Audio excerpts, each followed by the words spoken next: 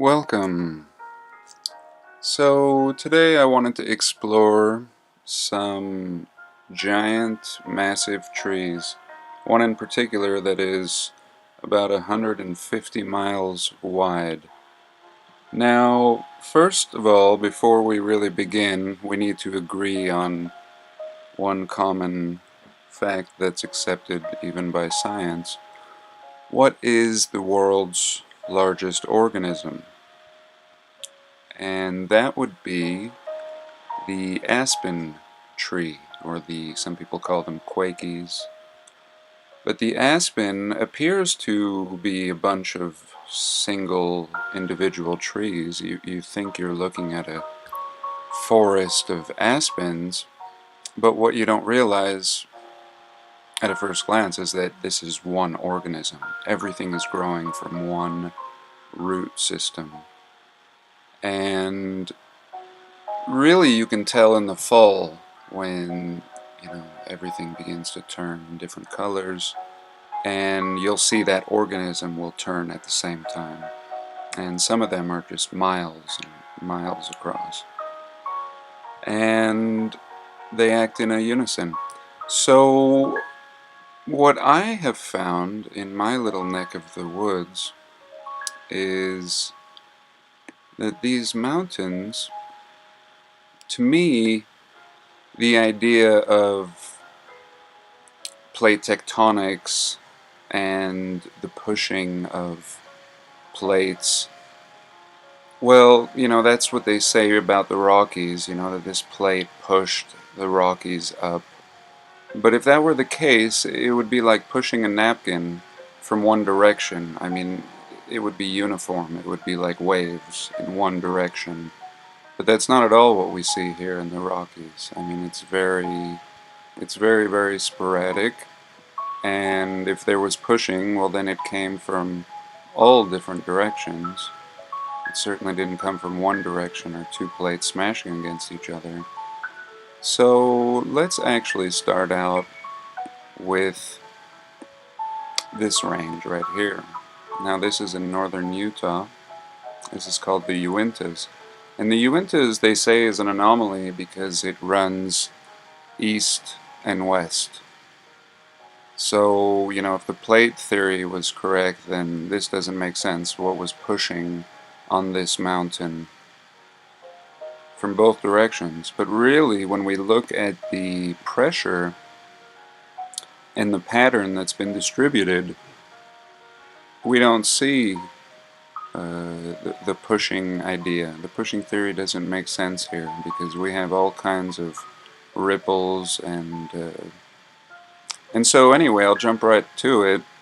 I believe that this is like a quaky tree, where this would have been an organism that grew as one, that may have originated here in the center, where we have the highest mountain. I believe it's King's Peak.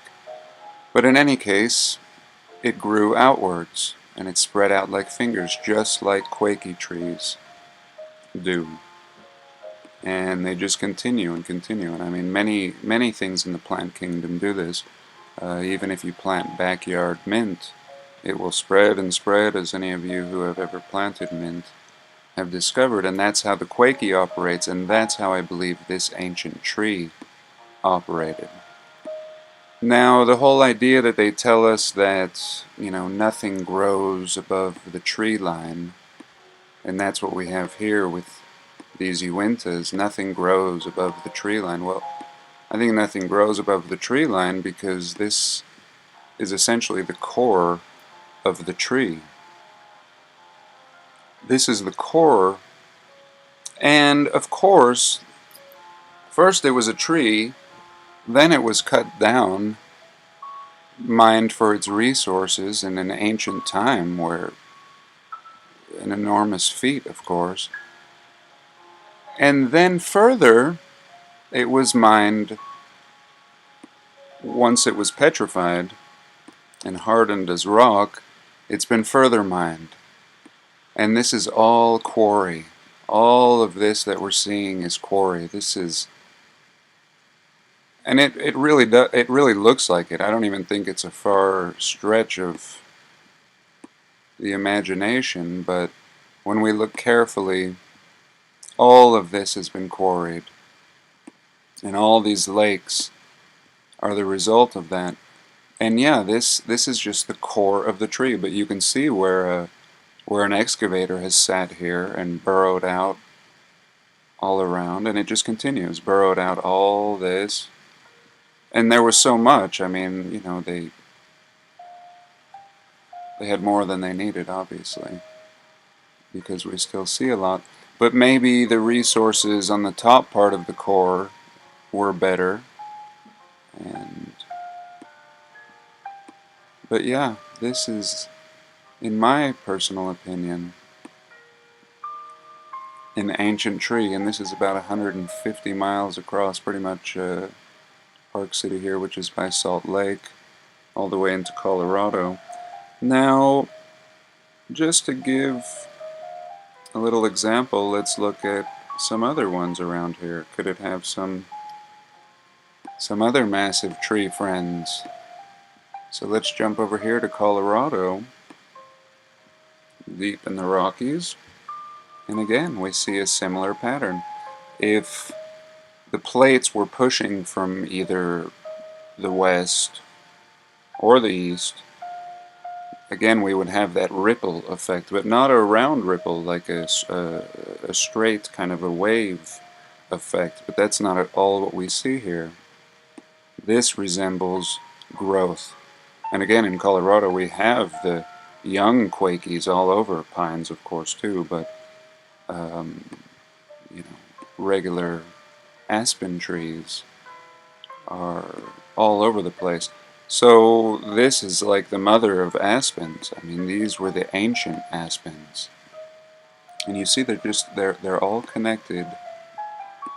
And of course, they've all been strip mined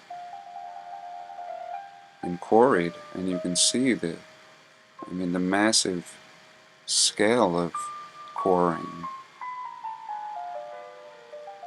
And we can jump up here, just above the Uintas here in Wyoming.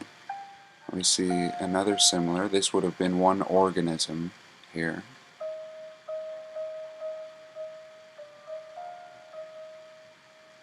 And the same thing, it's been quarried all throughout.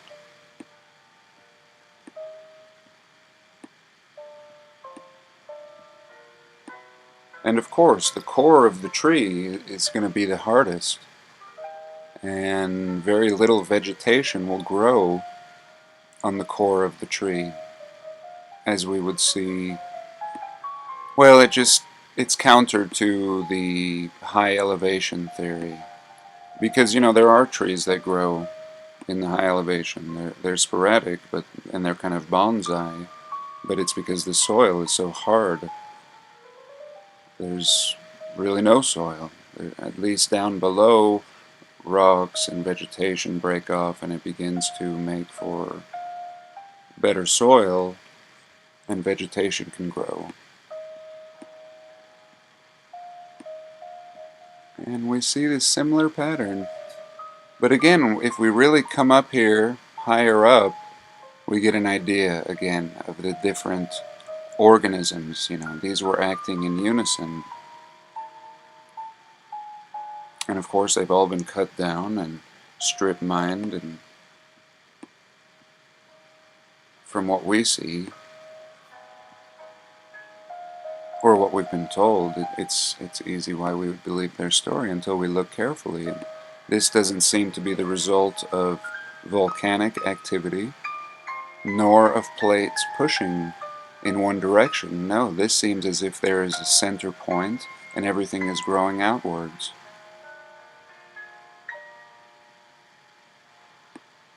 And this one is really interesting.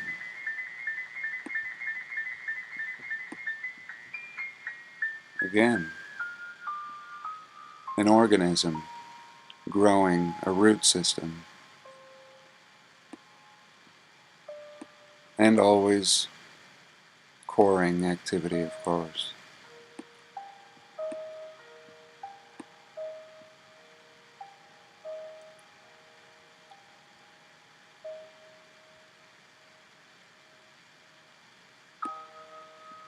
So that's it for now.